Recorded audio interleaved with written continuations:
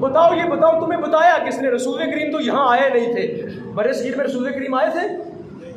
کون آیا یہاں پہ؟ کون آیا بتاؤ؟ یہ توحید کا بوٹا یہاں لگایا کس نے؟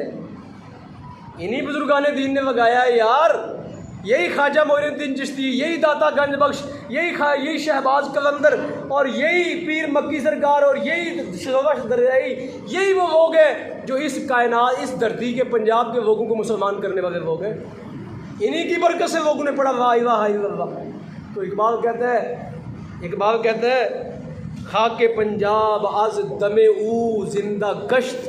اقبال کہتا ہے پنجاب کی مٹی کو اقبال داتا صاحب نے کیا کر دیا؟ اور آگے کہتا ہے صبح ماں از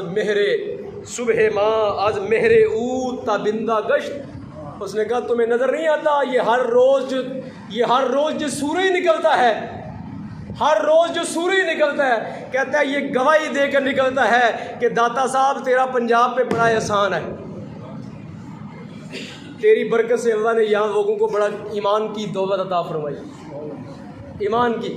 اب میں پڑھنے لگا ہوں داتا صاحب کا ایک پڑھا ہوا قرآن، میں بتانے لگا ہوں کہ داتا صاحب نے قرآن کس طرح پڑھا تھا، داتا صاحب کو قرآن کس طرح کا سمجھ آیا تھا، یہ والی آیت داتا صاحب کو کس طرح کی سمجھ آئی تھی۔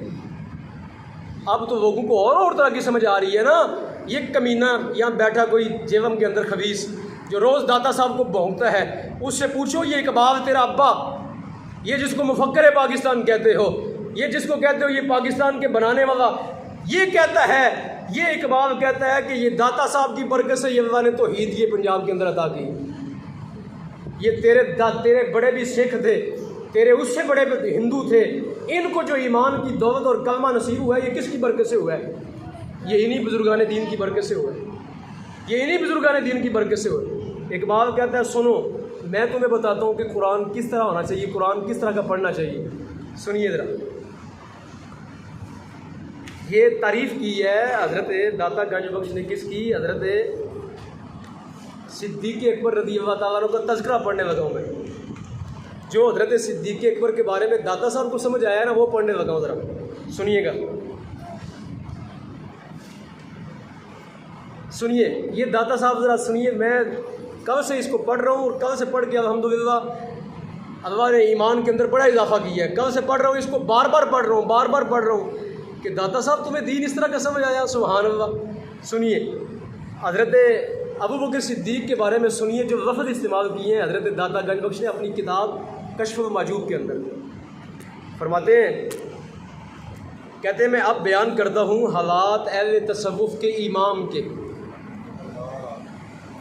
داتا صاحب کہنے لگے ہیں، کہتے ہیں حضرت ابو بکر صدیق کے بارے میں کہتے ہیں میں اب بیان کرنے لگا ہوں ان کے حالات جو اہل تصوف کا امام ہے، جو اہل تصوف کا کیا ہے، اہل تصوف سے مراد کیا ہے؟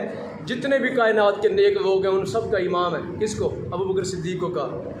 کہتے ہیں صحابہ کرام کے بعد جو بعد انبیاء معاملات میں ان کے پیش رو، انفاس میں ان کے سردار اور احوال میں ان کے رہنما، مہاجر اور انصار صحابہ میں سے سب سے اولین و سابقین، اور کہتے ہیں سارے کے سارے صحابہ کے امام، سارے کے سارے صحابہ کے امام کہتے ہیں وہ ہیں۔